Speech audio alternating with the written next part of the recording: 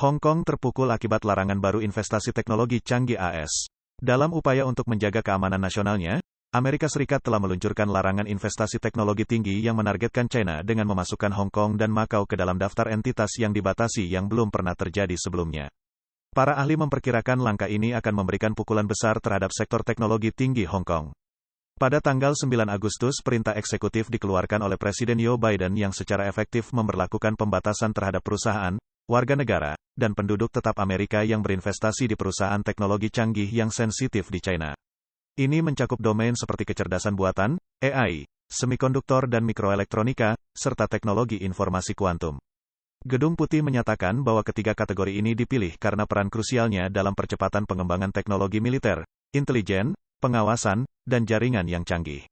Lampiran terlampir pada perintah eksekutif Biden menyebutkan China bersama-sama dengan wilayah administratif khususnya, Hong Kong dan Macau. Salah satu ketentuan utama dalam perintah eksekutif tersebut adalah mandat bagi investor dan toko bisnis AS untuk secara rutin melaporkan investasi mereka di China Daratan, Hong Kong dan Macau kepada pemerintah AS. Bahkan entitas yang tidak terlibat langsung dalam tiga sektor teknologi sensitif tersebut kini diwajibkan untuk secara berkala menyerahkan laporan yang menguraikan investasi mereka di bidang teknologi canggih tersebut.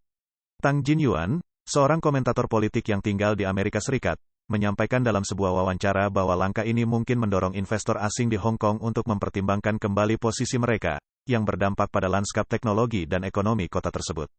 Tang menekankan bahwa tidak seperti larangan dan sanksi sebelumnya, yang sebagian besar bertujuan untuk mencegah China membeli teknologi tertentu, larangan ini berpusat pada pembatasan kemampuan China untuk mengembangkan teknologi tersebut secara internal. Dampak dari larangan investasi ini tidak hanya berdampak pada finansial, namun juga berdampak pada kemampuan Hong Kong dalam menarik pekerja terampil. Secara historis tenaga kerja terampil cenderung mengikuti arus investasi.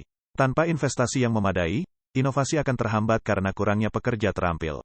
Tang mengatakan tiga sektor yang investasinya dibatasi oleh Presiden Biden justru berada di bidang teknologi modal Ventura. Dia menambahkan bahwa setelah AS melakukan pembatasan, sekutu barat lainnya kemungkinan akan mengikuti jejaknya. Akibatnya, ketergantungan China pada investasi asing untuk menggerakkan keuangan berteknologi canggih mungkin tidak lagi berfungsi. Tentu saja Hong Kong akan terkena dampaknya dan statusnya sebagai pusat keuangan internasional akan terus menurun.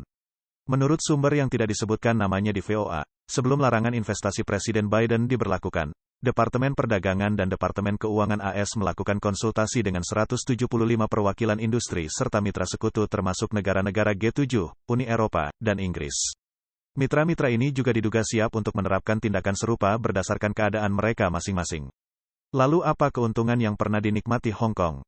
Sebelum dan sesudah China masuk ke Organisasi Perdagangan Dunia WTO, China memanfaatkan Hong Kong untuk menarik pekerja terampil, pendanaan, dan teknologi.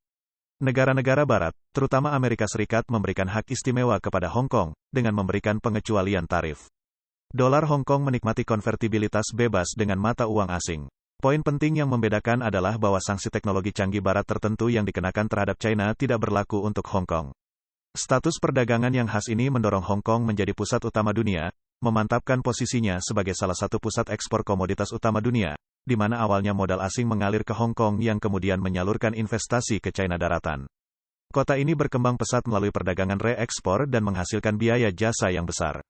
Misalnya pada tahun 2018, volume perdagangan reekspor di Hong Kong melebihi 3 kali lipat besarnya PDB-nya. Hong Kong hanya perlu mengenakan biaya layanan sekitar 6% untuk mencapai skala 20 PDB-nya. Keuntungan besar Hong Kong terutama berasal dari reekspor barang-barang teknologi, khususnya produk-produk elektronik dan telekomunikasi yang memiliki permintaan tinggi di Shenzhen, pusat manufaktur barang-barang elektronik dan telekomunikasi terbesar di dunia.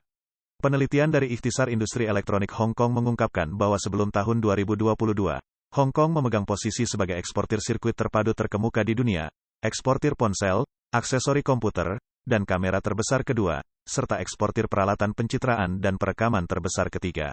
Sektor elektronik muncul sebagai industri dominan di Hong Kong, menguasai 72,6% total ekspor pada tahun 2021. Sekitar 3/4 dari ekspor ini terdiri dari komponen-komponen yang sering dikirim ke China Daratan untuk perakitan dan pemrosesan sebelum mencapai pasar global melalui Hong Kong. Produk elektronik jadi menyumbang sekitar 1/4 ekspor, terutama mencakup barang elektronik konsumen seperti peralatan audiovisual, komputer, dan perangkat telekomunikasi. Banyak kapal kelas atas secara global mengatur rutenya melalui Hong Kong sebelum memasuki daratan China. Namun kondisi tersebut berubah pada bulan Oktober tahun 2022 dengan diberlakukannya larangan chip semikonduktor kelas atas oleh pemerintahan Biden, yang berdampak signifikan pada industri semikonduktor China.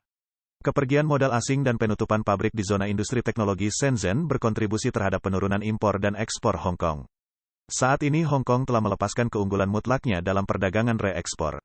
Posisi keuangan internasionalnya berkurang karena penerapan Undang-Undang Keamanan Nasional Hong Kong. Kota ini kini bertransisi untuk menyelaraskan dengan visi strategis Beijing, yang bertujuan untuk memanfaatkan sumber daya global untuk pengembangan teknologi mutakhir, khususnya domain inti seperti chip kelas atas, kecerdasan buatan, dan teknologi kuantum. Dukungan terhadap transformasi ini dituangkan dalam rencana 5 tahun ke-14 China. Selama kunjungan pemimpin Tiongkok Xi Jinping ke Hong Kong, perhentian pertamanya adalah Taman Sains Hong Kong di mana ia menekankan peranan penting Hong Kong dalam inovasi teknologi.